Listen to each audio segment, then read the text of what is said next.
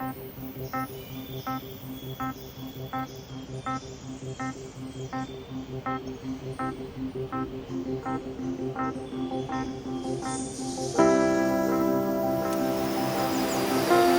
in the cloud forest makes me feel many different things, but primarily happy and very grateful. It's been my home since I can remember. I grew up here, and I feel a huge responsibility to protect it because it is my home, and I feel so connected with all of the wildlife that lives here.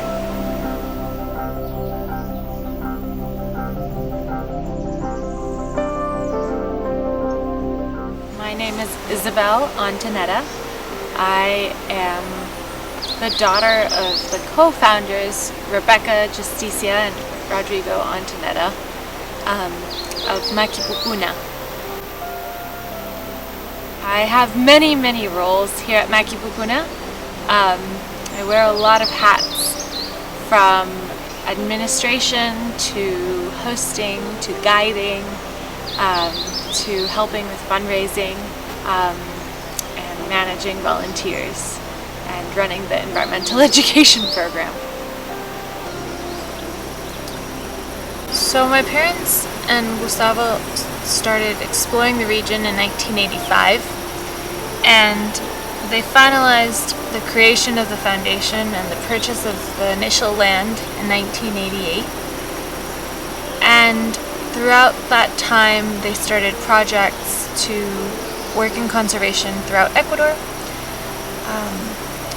and had scientific tourism happening here where the Eco Lodge is now situated. But the main Eco Lodge that was first built was finalized in 1993.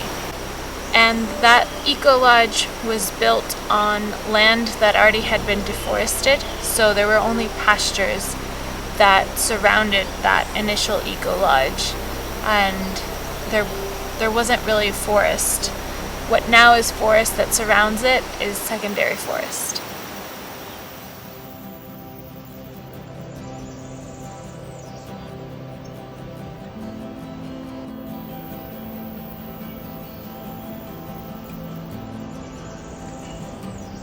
So, UNESCO's biosphere reserves are places of significant natural and scientific interest, where biodiversity tends to abound, and where humans and nature are supposed to live in harmony. That's why the program is called the Man and Biosphere Program for UNESCO. And the Chocó Andino Biosphere Reserve has a particular history where it was actually a grassroots movement that led to its declaration. And at the forefront of that, the pioneers of conservation in this region were my parents. So when they just started the foundation and the reserve, they actually headed to Washington, D.C. to the UNESCO Man and Biosphere offices. And they approached them with the question, what do we have to do to make this a biosphere reserve? And they were laughed at a little because of their youth and ambition, but they said, oh, you have a long ways to go. You need to get the communities involved. You need to develop more projects. But they did that. They dedicated their lives to that. And 30 years after the creation of Maquipucuna, the Chocó Andino Biosphere Reserve was declared in 2018.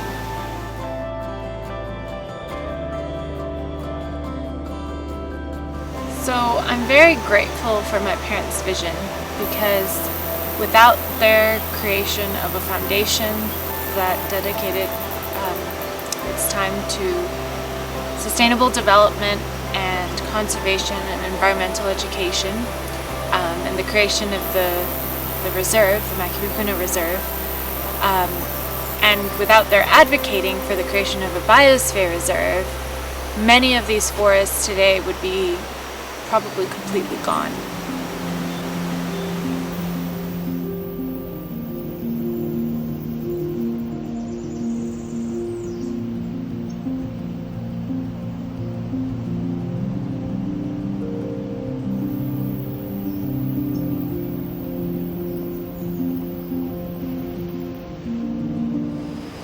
Chocó Andino, it's a conservation strategy aimed to protect an altitudinal gradient between the Chocó bioregion in Ecuador and the tropical Andes in northwest Ecuador.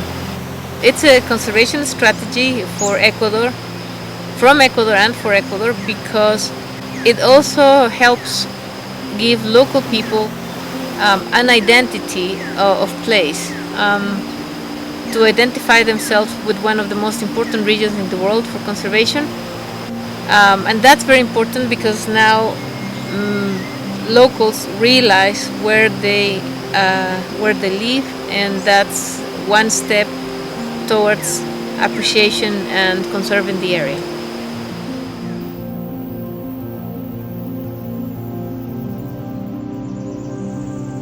This region is very special in terms of biodiversity because per unit area, just Maquipucuna has more species than the Yasuni. Yasuni is one of the most important protected areas in the Amazon, the Ecuadorian Amazon. And also this plays a key role in regulating the climate for the city of Quito, and regulated the water flow down to the ocean, and of course just the fact that this is one of the last forested areas in the metropolitan district of Quito. It's essential for the livelihood of the people of Quito. Maquipucuna as an organization has been a pioneer for ecotourism in this Chocó Andino region, because we started with scientific tourism back in 1988 and involved the local community, helping them to understand how important this region is, and training all of us in many different activities and jobs which help ecotourism develop. We have done a lot of work in this large Chocó Andino region, working with many groups, organizing them as community-based organizations, and helping many scientists learn how important this region is in the conservation of nature. The Maquipucuna Foundation is helping preserve this wonderful part of the universe by creating this different economic alternative, by valuing the forest more when they are standing, and become one of the pilot regions in Ecuador where many different entrepreneurships have started making ecotourism one of the main activities, and the communities are involved and the local governments are part of the equation, and we are all working towards a more sustainable future.